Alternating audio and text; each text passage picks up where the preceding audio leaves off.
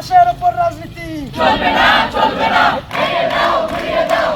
রিকশার syndicate ভেঙে দাও ঘুরিয়ে দাও পরে প্রশাসন কি করে হত্যাকারীর কালো হাত ভেঙে দাও ঘুরিয়ে দাও we want justice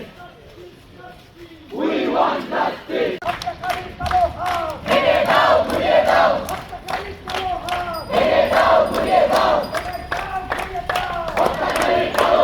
বিচার না হবে ততক্ষণ আমরা ক্লাসে ফিরবো না। তো কে কি বললো আমাদের ত্যাগ একটাই, আমরা ভিকটিম। আন্দোলন দ্বারা সবসময় এক পক্ষ বা যে কোনো একটা পক্ষই যেটা